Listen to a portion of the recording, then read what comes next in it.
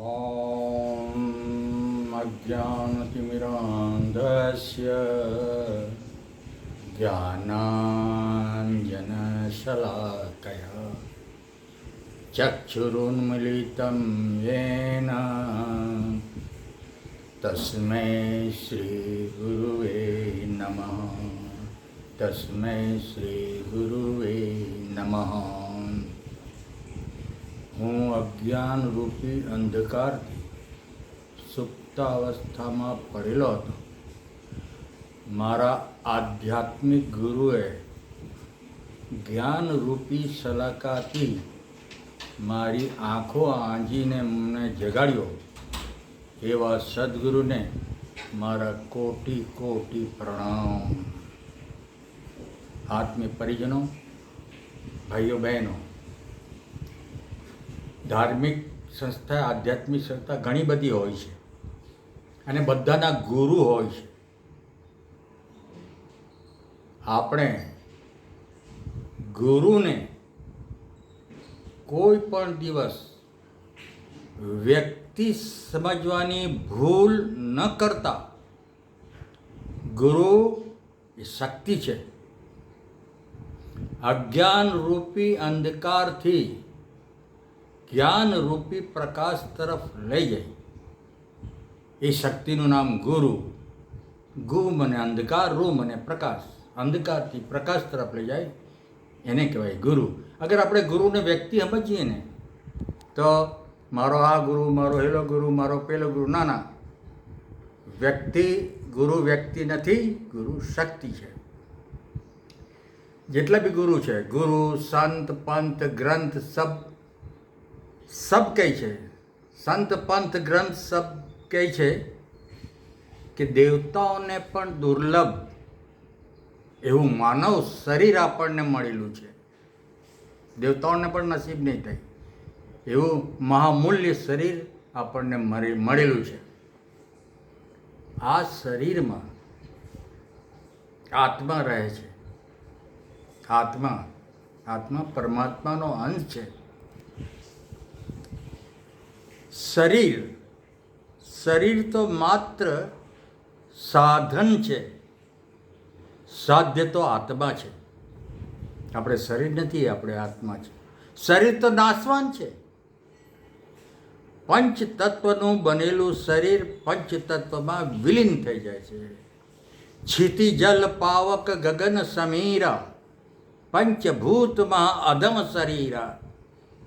પાંચ તત્વનું, પૃથ્વી, જલ, આકાશ, વાયુ અને અગ્નિ, આ પાંચ તત્વનું બનેલું શરીર પાંચ તત્વમાં વિલીન થઈ જાય છે. શરીર સમાપ્ત થઈ જાય છે. શરીર નાશ પામે છે. પરંતુ આત્મા અજર, અમર અને અદાહ્ય છે. ભગવાન શ્રી કૃષ્ણે આત્મા વિશે શ્રીમદ ભગવદ્ ગીતાના બીજા શ્લોકમાં 23મો અધ્યાય, બીજા અધ્યાયના 23મા શ્લોકમાં ભગવાન શ્રી કૃષ્ણે કહ્યું છે કે નૈન છિદંતી શસ્ત્રાણી નૈનમ દહતી પાવક ન ચૈનમ ક્લેદયંતી આપો ન શોષયતી મારુત. નૈન છિદંતી શસ્ત્રાણી, કોઈ બી શસ્ત્ર આત્માને છેદી નહીં શકે. તીર આત્માને છેદી નહીં શકે. બંદૂક, પિસ્તોલ, રિવોલ્વરની ગોલી આત્માના આર પાર નહીં થઈ શકે. કોઈ તલવાર આત્માના બે ટુકડા નહીં કરી શકે. કોઈ એટમ બોમ્બ, પરમાણુ બોમ્બ આત્માને બ્લાસ્ટ નહીં કરી શકે. આત્મા અજર અને અમર અને અદાહ્ય છે. નૈન છિદંતી શસ્ત્રાણી નૈનમ દહતી પાવક. પાવક એટલે અગ્નિ. અગ્નિ, આ સંસારમાં કોઈ એવી અગ્નિ નથી જે આત્માને બાળી શકે. ને આ સંસારમાં કોઈ એવો સમુદ્ર નથી જે આત્માને ડૂબાવી શકે. આ બ્રહ્માંડમાં કોઈ એવી હવા નથી જે આત્માને સુખાવી શકે.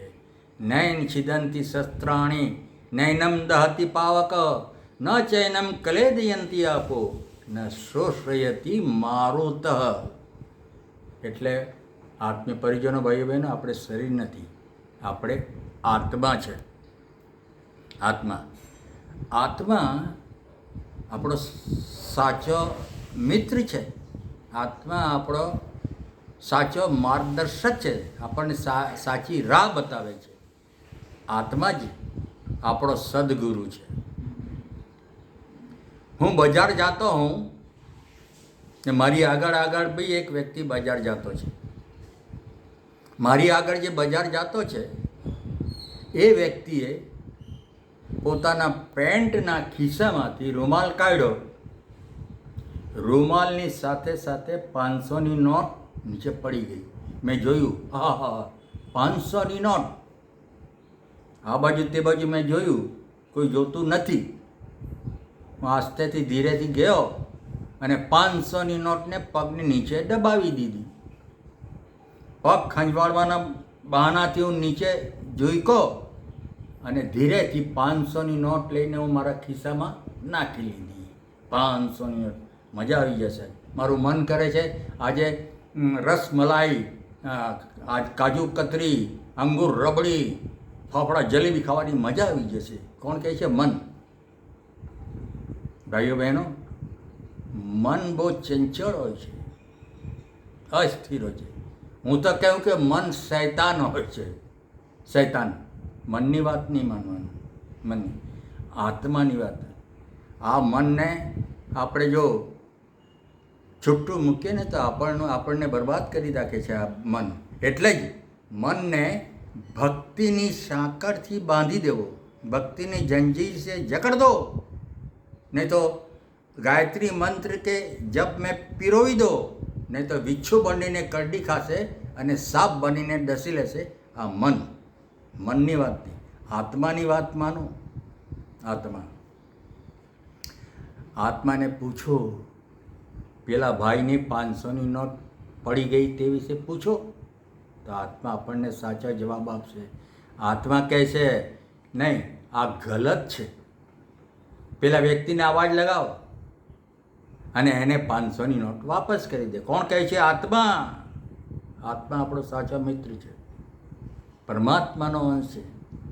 પરમાત્મામાં જે શક્તિ છે તે જ આપણી આત્મામાં તે જ શક્તિ. પરમાત્મામાં જે શક્તિ છે, જે તત્વ છે, જે ગુણ છે, એ જ શક્તિ, એ જ તત્વ, એ જ ગુણ આપણી આત્મામાં બી છે. ઘઉંની એક ગોળ રોટલી, તેમાંથી એક ટુકડો આપણે તોડી લઈએ તો ઘઉંની ગોળ રોટલીમાં જે પ્રોટીન, જે વિટામિન, જે પૌષ્ટિકતા છે, એ જ વિટામિન, એ જ પ્રોટીન, એ જ પૌષ્ટિકતા આ ઘઉંની રોટલીના ટુકડામાં બી છે. એવી રીતે પરમાત્મામાં જે છે તે આપણી આત્મામાં છે. આત્મા આ શરીર રૂપી પિંજડામાં રહેલી છે.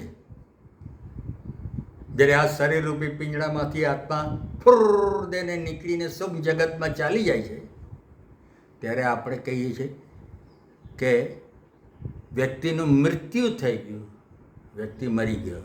એને સાથરે લાખી દેવામાં આવે છે, સાથરે બેસવું પડે છે અને એના માથાની પાસે દીપ પ્રજ્વલિત કરવામાં આવે છે. કહેવાય છે કે દીપની લો, જ્યોતિ એ આત્માનું પ્રતીક છે. આજે બી આપ હરિદ્વારમાં જાઓ, અખંડ જ્યોતિ 1926થી સળગતી છે. આજે એમાં જઈને આપ પરમ પૂજ્ય ગુરુ એની જ્યોતિમાં એના પરમ પૂજ્ય ગુરુદેવના દર્શન કરી શકે છે. એ દીપકની જ્યોતિ એ આત્માનું પ્રતીક છે. સાથે લાખેલા શરીરના નાકમાં રૂનું પૂંગળું ઘુસાવી દો, કાનમાં બી રૂનું પૂંગળું ઘુસાવી દો. મોઢામાં સિક્કો ન મૂકો, ગલત. સિક્કો નહીં મૂકવાનો. અગર કોઈ મૂકતા હોય એને ના પાડજો, સિક્કો નહીં મૂકવાનો. સિક્કો મૂકવાથી મોઢું ખુલ્લું રહે છે. આપણી પાસે અગર ગંગાજળ હોય તો ગંગાજળ ટપકાવી દો. ગંગાજળ નહીં હોય તો તુલસીના 2 પાન એના મોઢામાં મૂકી દો અને મોઢું બંધ. આંખ ખુલ્લી હોય તો ધીરેથી, જો બંધ થતી હોય તો આંખને બંધ કરી દો હાથથી. નાક બંધ, મોઢું બંધ, કાન બંધ, આંખ બંધ. કેમ? કેમ કે આ એટમોસ્ફિયરમાં અનેક પ્રકારના રોગોના બેક્ટેરિયા હોય છે. મલેરિયા, ડેન્ગ્યુ, કોરોના વગેરે વગેરેના બેક્ટેરિયા હોય છે. એ બેક્ટેરિયા આ છિદ્રોથી પ્રવેશ કરે છે અને મૃતક શરીરને સડાવે છે. એટલે જ આપણે કહે છે કે જેમ બને તેમ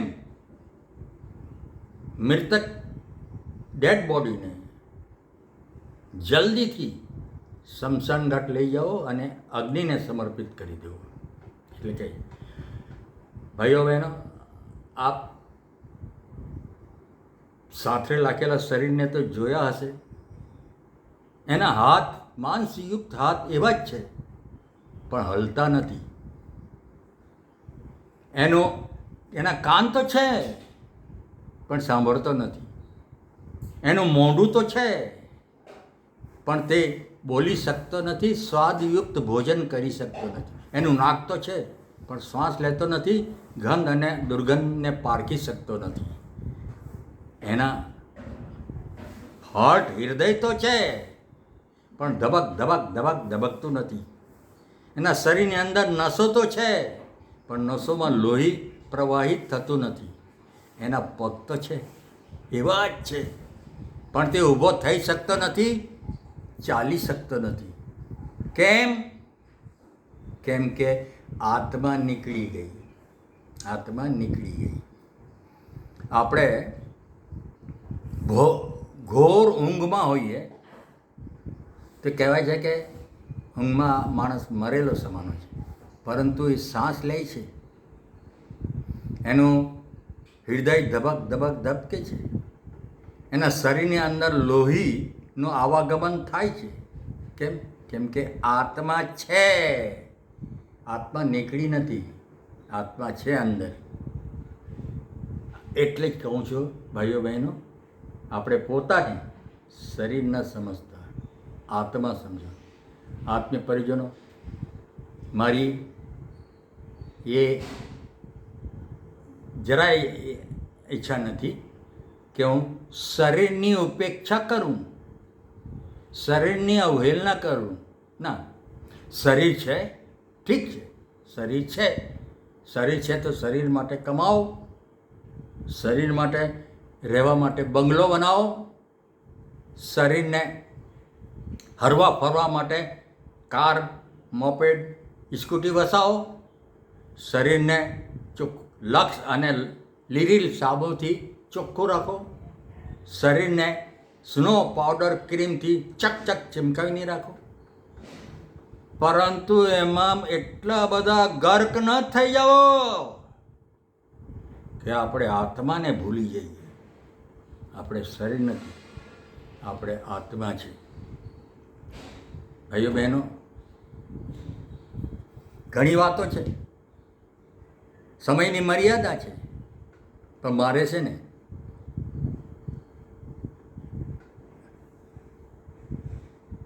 એક વાર્તા કરવાની છે થોડી વાર પછી.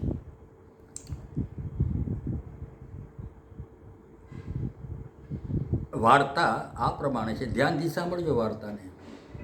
વાર્તા એક ઘરડી વિધવા ડોશીમાં હતી. એના વંશમાં કોઈ નહીં, જેઠ જેઠાણી નહીં, દિયર દેરાણી નહીં, કોઈ નહીં એના વંશમાં. એના વંશમાં એનો પુત્ર, એનો વંશજ પુત્ર. એણે પોતાના પુત્રનું લગ્ન કરી દીધા. વહુ ઘરે આવી તો વહુ આ વંશની થઈ ગઈ. વહુ જ્યારે કુંવારી મા બાપના ઘરે હતી ત્યારે એ મા બાપના વંશની ના કહેવાય.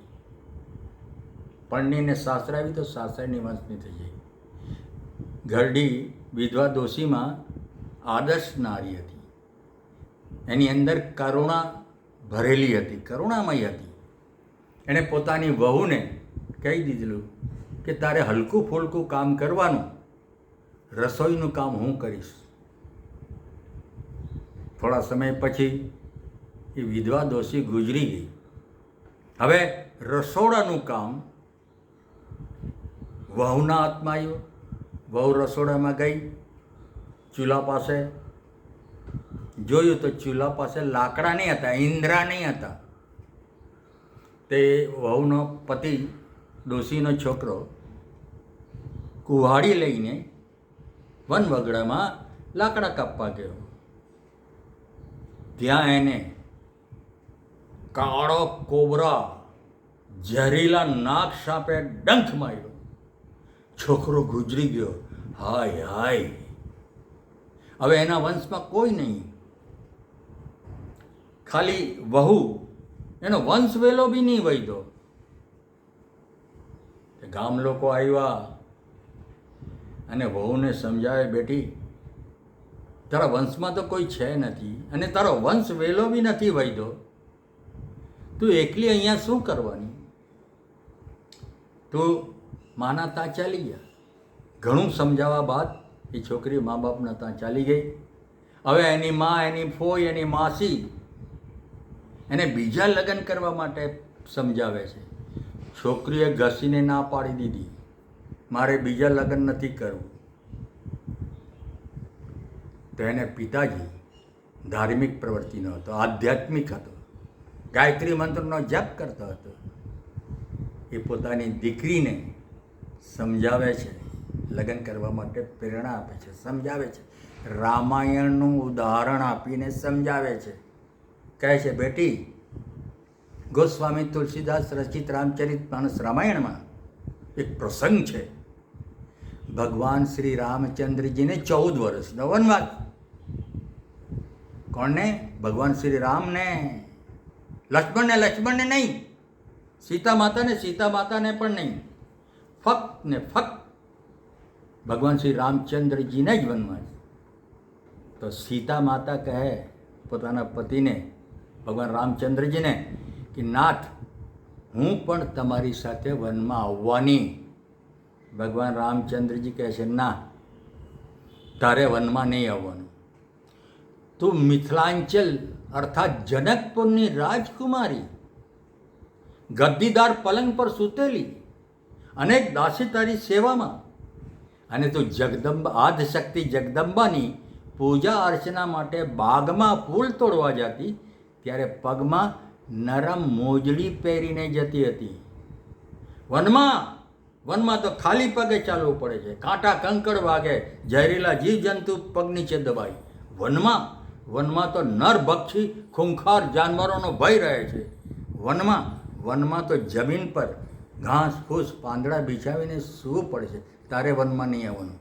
સીતા માતા કહે, નહીં નાથ, હું આવવાની તમારી સાથે વનમાં. ભગવાન રામચંદ્રજી ના પાડે છે. ત્યારે સીતા માતા શું કહે છે એ ધ્યાનથી સાંભળજો.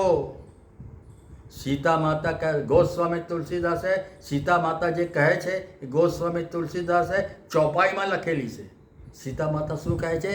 કહે છે, જીય બિનુ દેહ નદી બિન વારી, જીય બિનુ દેહ નદી બિન વારી, તૈસે ही नाथ पुरुष बिन नारी, जिय बिनु देह नदी बिन वारी, तैसे ही नाथ पुरुष बिन नारी. એના બાપુજી છોકરીને સમજાવે છે કે સીતા માતા કહે છે કે જીય બિનુ દેહ, જીવ વગરનું દેહ નકામી. આ દેહમાંથી જીવ નીકળી ગયું એટલે આ દેહ નકામી. એને જલ્દીથી લઈ જાઓ શમશાન ઘાટમાં, અગ્નિને સમર્પિત કરી દો. નદી બિન વારી, વારી એટલે જળ, જળ વગરની નદી નકામી. જે નદીમાં જળ નહીં હોય એ નદીમાં કોઈ ઉપાસક પોતાના પૂજાના પુષ્પ વિસર્જિત કરવા નથી જતા. જે નદીમાં જળ નહીં હોય એ નદીના દર્શન કરવા કોઈ નહીં જાય. જે નદીમાં જળ નહીં હોય એ નદીના કિનારે કોઈ સત્યનારાયણની કથા બી નહીં કરાવે. જળ વગરની નદી નકામી. તૈસે હી નાથ પુરુષ બિન નારી, એવી રીતે પુરુષ વગરની નારી નકામી. જે સ્ત્રી લગ્ન નથી કરતી તેને તેની સમાજમાં કોઈ ઇજ્જત હોતી નથી. જે સ્ત્રી લગ્ન નથી કરતી સમાજના લોકો એને હેય દૃષ્ટિથી જુએ છે. જે સ્ત્રી લગ્ન નથી કરતી સમાજના લોકો એનું મુખ જોવામાં અપશુકન માને છે.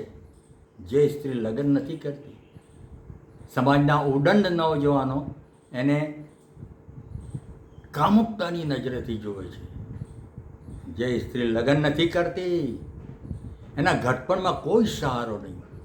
જે સ્ત્રી લગ્ન કરે છે ને ઘટપણમાં એનો સહારો હોય છે, એના પતિનો સહારો, એના સંતાનનો સહારો. પણ જે સ્ત્રી લગ્ન નથી કરતી એના ઘટપણમાં કોઈ સહારો નહીં, કોઈ સહારો નહીં. બસ એક જ સહારો, લાઠી, લાઠીનો સહારો. લાઠી લઈને કોઈના ઓટલા પર જઈને બેસે ને તો એ ઘરવાળો એને અડધો રોટલો અને તેમાં શાક મૂકીને આપે છે, ખા. કોઈ ઇજ્જત નહીં, કોઈ ઇજ્જત નહીં. સવારની પરમાં લાકડી લઈને જાય, વાંકી વાંકી કોઈના ઓટલા પર બેસે તો એ અડધો કપ ચા આપી દે, કોઈ ઇજ્જત નહીં. માટે લગ્ન કરવું બહુ જરૂરી છે. ઘટપણમાં એના પતિ, એના સંતાનનો સહારો હોય છે એટલે લગ્ન કરવું બહુ જરૂરી હોય. આટલું રામાયણનું ઉદાહરણ આપીને જ્યારે એના પિતાએ છોકરીને આટલું સમજાવ્યું ત્યારે છોકરીએ લગ્ન કરવાની હામી ભરી, છોકરીની સગાઈ કરી દીધી. એક દિવસ નવી સાડી પહેરીને છોકરી બળદગાડામાં બેસીને સાસરે જવા નીકળી. તે સમયમાં કોઈ રિક્ષા યા કોઈ વાહન નહીં હતા, બળદગાડીમાં બેસીને સાસરે જવા નીકળી. તો વચ્ચે રસ્તામાં વચ્ચે નદી આવી. નદીમાં પાણી ડૂબી જાય એટલા નહીં હતા, છાતી એમાં પાણી હતા. પણ બળદગાડાવાળાએ કહ્યું, બેટી બળદગાડું તો જશે નહીં, તું એક કામ કર, ચાલતી ચાલતી નદી પાર કરી જા. એ છોકરી છાતી એમાં પાણીમાં ચાલતી ચાલતી નદી પાર કરી ગઈ. તેના બધા કપડાં ભીનાઈ ગયા, પલળી ગયા. તો નદીની પેલે પાર એક વિશાળ પીપળાનું ઝાડ હતું. એ છોકરી પીપળાના ઝાડના આડમાં ગઈ અને પીપળાનું ઝાડનું આડ લઈને પોતાની સાડી ખોલી, ભીનેલી સાડી ખોલી અને ભીનેલી સાડીને જેમ નીચેવા જતી હતી એવામાં તો પીપળાના ઝાડ ઉપરથી પિતરો ઉતર્યા અને જે સાડી નોચતી હતી તે ખોબો ભરીને પાણી પીવા લાગ્યા. છોકરી કે, કોણ છો તમે? આવી રીતે કેમ પાણી પીવો છો? ત્યાં પિતૃઓ કહે છે, બેટી અમે તારા પિતૃઓ છે. અત્યારે પિતૃપક્ષ ચાલે છે. ભાદરવ વડ એકમથી અમાસ સુધીનો પિતૃપક્ષ છે. યમરાજે અમને છૂટા મૂક્યા છે. જાઓ, તમારા વંશજ શ્રાદ્ધ તર્પણ કરે છે, તમે તૃપ્ત થઈને આવો. એટલે અમે આવ્યા જ બેટી. આ તારા હાથનું પાણી પીએ છે. આખરી પછી તો તું લગ્ન કરીને બીજા વંશમાં ચાલી જવાનું. અમારા વંશમાં તો પછી કોઈ રહ્યું નહીં. એટલે આખરી આ તારા હાથનું અમે પાણી પીને તૃપ્ત થઈએ છીએ. ત્યારે પેલી છોકરી કહે છે, એ મારા પિતૃઓ, મારી બીજા લગ્ન કરવાની જરાય ઈચ્છા નથી. મારી ઈચ્છા છે હું મારા પિતૃઓનું સેવા કરું, શ્રાદ્ધ તર્પણ કરું, કાગવાસ નાખું. હવે તમે જ બતાવો કે હું શું કરું? ત્યારે પિતૃઓ કહે છે, બેટી તું એક કામ કર, તું મા બાપના ઘરેથી સાસરે ચાલી આવ. ત્યાં અમે રોજ રાત્રે અમારી કૃપાથી, પિતૃઓની કૃપાથી તારી પાસે અમારા પુત્રને, તારા પતિને રોજ રાતે મોકલાવીશું. પરંતુ આ વાત કોઈ દિવસ કોઈને કરતી નથી. છોકરીએ વચન આપ્યું કે હું આ વાત કોઈને નહીં કરીશ. તો છોકરી મા બાપના ઘરેથી સાસરે ચાલી આવી. રોજ રાત્રે પિતૃઓ પોતાની કૃપાથી પોતાના પુત્ર અર્થાત એના પતિને રોજ રાત્રે મોકલાવતી. એ બેઉ ખૂબ આનંદ કરતા, શોખ મજ કરતા, સમય જતાં જતાં એ છોકરી ગર્ભવતી થઈ ગઈ. ગર્ભવતી ઠીક 9 મહિના બાદ સુંદર પુત્રને જન્મ આપ્યો. ગાંવવાળા લોગ લાંછન લગાવવા લાગ્યા, અરે આ બદચલન છે, ચરિત્રહીન છે, કેવું કેવું લાંછન લગાવવા લાગ્યા. પણ પેલી છોકરીએ કોઈને કંઈ વાત નહીં કરી, કારણ કે પિતૃઓને વચન આપેલું, કોઈને કંઈ વાત નહીં કરી. સમય જતાં જતાં છોકરો 17-18 વર્ષનો થઈ ગયો. તે વખતે પિતૃપક્ષ ચાલતો હતો, શ્રાદ્ધ પક્ષ ભાદરવાનો. તો એની માતાએ કહ્યું, બેટા અત્યારે પિતૃપક્ષ ચાલે છે, તું બ્રાહ્મણને બોલાવીને પિતૃયજ્ઞ કર. યજ્ઞ 5 પ્રકારના હોય છે, એ બાદમાં કોઈ દિવસ જાણકારીમાં થશે. 5 પ્રકારના યજ્ઞ હોય છે. તો બેટા તું બ્રાહ્મણને બોલાવીને પિતૃયજ્ઞ કર. તો છોકરાએ બ્રાહ્મણને બોલાવીને પિતૃયજ્ઞ કર્યો. બધા જ પિતૃઓ આવ્યા અને પિતૃયજ્ઞથી બધા જ પિતૃઓ પ્રસન્ન થયા, શાંત થયા અને તૃપ્ત થયા. તો એમાંનો એક પિતૃ છોકરાના શરીરમાં પ્રવેશ કરીને ગામ લોકોને કહે છે કે આ બધું અમારી કૃપાથી થયું છે. ત્યારે ગામ લોકો અફસોસ કરવા લાગ્યા અને છોકરી પાસેથી ક્ષમા માંગી કે અમે લાંછન લગાવ્યું, અમને ક્ષમા કરીએ. ભાઈઓ બહેનો, મૃતકના ક્રિયાક્રમમાં તોલિયા વેચો કે ન વેચો એ તમારા વિવેક પર નિર્ભર કરે છે. હું મરી જવા મારા ઉત્તરાધિકારીને કહી દીધેલું છે, એક બી તોલિયા નહીં વેચવાનું. ખાંડિયા જમાડો કે ન જમાડો એ તમારા વિવેક પર નિર્ભર કરે છે. હું મરી જવા મારા ઉત્તરાધિકારી જે છે તેને કહી દીધેલું છે કે ખાંડિયાને જમાડવાનું નહીં, દાડો બી જમાડવાનું નહીં. અમારા પંચમાં, દેલાસાની ટાંકી સ્ટ્રીટ પંચમાં દાડો જમાડવાનું પ્રગતિશીલ લોકોએ બંધ કરી દીધેલું છે, નાબૂદ કરી દીધેલો છે. અને એના એવજમાં અમુક રૂપિયા પંચમાં જમા કરાવી દેવાના છે. હું મરી જાઉં તો નાવું બી નહીં આપવાનું. મારા ઉત્તરાધિકારી 2-3 ઉત્તરાધિકારી છે તેને કહી દીધું છે નાવું બી નહીં આપવાનું.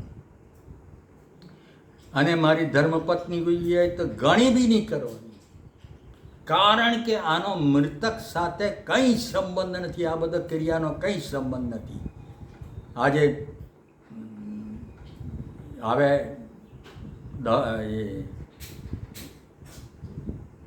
તે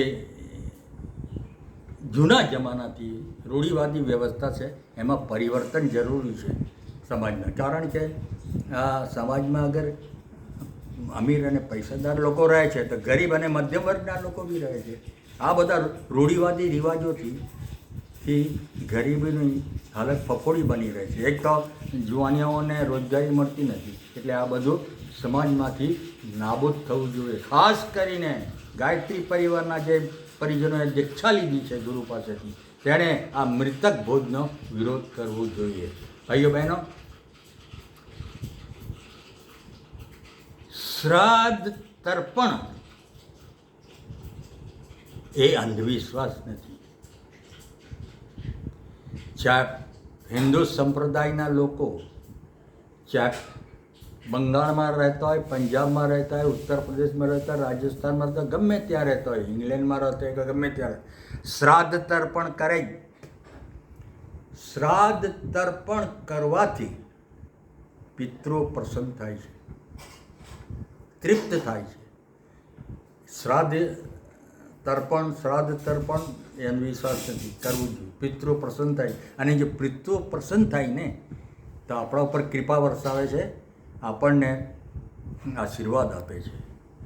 અગર આપણે જો શ્રાદ્ધ તર્પણ એટલે હારવાનું શ્રાદ્ધ તર્પણ નહીં કરીએ શ્રદ્ધાપૂર્વક, પિતૃ નારાજ થઈ જશે. જોને મારા વંશજ શ્રાદ્ધ બી નથી કરતા, પિતૃ નારાજ થઈ જાય છે તો આપણા ઉપર પિતૃ દોષ લાગે છે. પિતૃ દોષ લાગવાથી આપણે ગમે તે કામ શરૂ કર્યું હોય તેમાં અડચણ આવી જાય છે. આપણે કામમાં સફળતા મળતી નથી, આપણા કૌટુંબિક જીવનમાં સંતાન થતા નથી. એવી રીતે ઘણા બધા પિતૃદોષના કારણે ભોગવવું પડે છે. તો પિતૃદોષ લાગેલો હોય તો પિતૃદોષનું વિધિ વિધાન પ્રમાણે એનું નિવારણ કરવું પડે છે. અને એ નિવારણ બિહારના ગયામાં, જ્યાં ભગવાન રામચંદ્રજી, સીતા અને લક્ષ્મણજીએ રાજા દશરથનું શ્રાદ્ધ કરેલું, તો પિતૃદોષનું નિવારણ માટે વિધિ વિધાન ગયામાં કરવું પડે. નહીં તો પછી કાશીમાં અને તીર્થરાજ પ્રયાગમાં કરવું પડે. અને આપણા ગુજરાતમાં ચાણોદ અને સિદ્ધપુરમાં પિતૃદોષની નિવારણની વિધિ વિધાન કરવું પડે છે. અને એ વિધિનું નામ છે નારાયણ બલિ વિધિ. નારાયણ બલિ, જેને આપણે ગ્રામીણ ભાષામાં શબ્દ ભ્રંશ થઈને નાનબાઈની વિધિ, નાનબાઈની વિધિ, નાનબાઈની વિધિ કહીએ છીએ. એ વિધિ કરવું પડે છે તો આપણને પિતૃદોષમાંથી મુક્તિ મળે છે. ભાઈઓ બહેનો, ઘણી બધી વાતો છે અને સમય ઘણો થયો છે. આ સમય દરમિયાન મારા મોઢાથી જે બી વાણી નીકળી, એ વાણી આપમાંથી કોઈને ખરાબ લાગી હોય, એ વાણી કોઈને ફાલતુ લાગી હોય, એ વાણી કોઈને નિરર્થક લાગી હોય, એ વાણી કોઈને ભાંજુ જેવી લાગી હોય, તે વાણી મારી પોતાની વેખરી વાણી, મને ક્ષમા કરજો.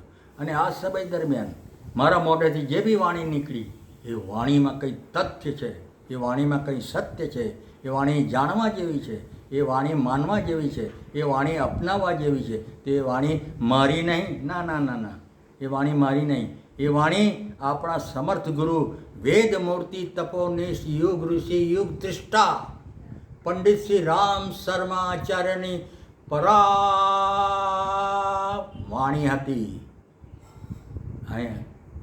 આ વક્તવ્ય સાંભળીને 4-5 જણ ભેગા થઈને રૂમમાં બેસજો, ઓટલા પર બેસજો અને આજના વક્તવ્ય પર જરા વિચાર કરજો, ચિંતન કરજો, મનન કરજો અને માનજો કે આપણે શરીર નથી, આત્મા છે, આત્મા. ઓમ શાંતિ શાંતિ શાંતિ.